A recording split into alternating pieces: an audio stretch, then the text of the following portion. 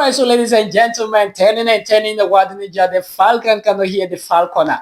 Things fall apart, the center cannot hold. Mere anarchy slows upon the world. Ladies and gentlemen, welcome to New Digital Media. My name is Paul Mensa Mikey, so Dali Babu. You can call me Paul Lingua, aka the Africa Orator. Yes, so in today's episode, I came to show you how some practices, okay, on the dead persons are being carried out on the African soil. It will shock you and interest you to know that some African footballers actually took a coffin with a dead body in it onto the pitch just to bid him farewell. Have you witnessed this? Have you seen some before? There's so many more coming your way. And if you're new to this channel, kindly subscribe and turn on the notification bell, so that whenever I drop new content, you'll be the first to get notified. All right, so ladies and gentlemen, let's get started. There is this video that is actually making waves on social media, and then in some traditional media as well on the African continent, and it's actually making a lot of generating a lot of misreactions all over, left, right, center, back. And I actually thought it wise that it's what bringing it to your notice. What is it? I want you to watch this video, and after which I will not delve into it.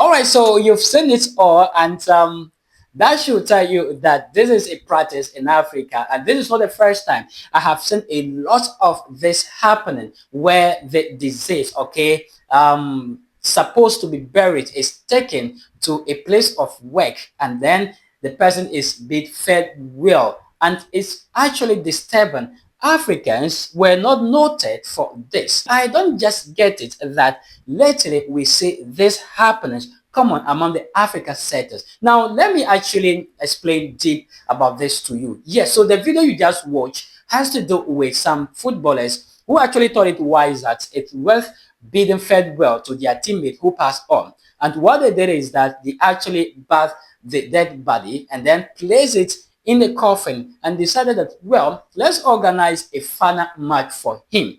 So they took the coffin with the body inside onto the pitch, and then they started playing football. You could see them play good football, and they even play it to hit the coffin. Yes, so it's something that is actually generated a lot of eyebrow, having people talking extensively, having people criticizing that act, that why would they do that. Yes, so it's a new sentence in some African countries. In Ghana, what you see is that some of these things are common, and you see that corpses are being dressed, and then they use the corpse to do so many things, and you ask yourself, why would they do that, or what do they drive from doing some of these things? Well, best known to them, and I don't even know if they have elders, okay, to tell them that what they are doing is entirely wrong.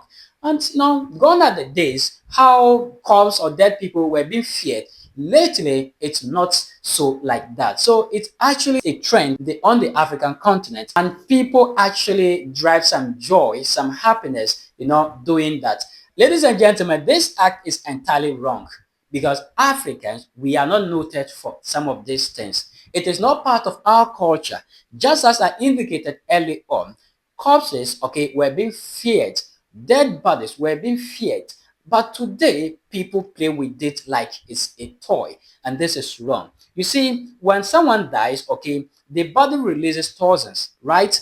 And these toxins can easily get into others, body. So some of these things like this, it's not good at all. Now, do you note that, okay, the excretion or maybe things that are taken from the dead body is poisonous? Trust me, it is one of the poisonous things that if it's given to someone, so say can easily take the person's life. So why would dead bodies, okay, on the African continent be used, okay, by youth and people to do this kind of, unpalatable things? So it's actually a worry situation. Well, the dew of the day has crept upon our thoughts, and they shall also be its necessity. This is where we draw the curtains. Until we meet again, kindly subscribe and turn on the notification bell so that whenever I drop new content, you'll be the first to get notified. If Africa so desire to you and you need African content, okay, this is the place to be. Subscribe and then turn on the notification bell so that when I drop new content, trust me, you'll be the first to get notified. My name is Paul Mensa Makiso Yao Dalibabu, aka Paul Lingua, aka the Africa Orator.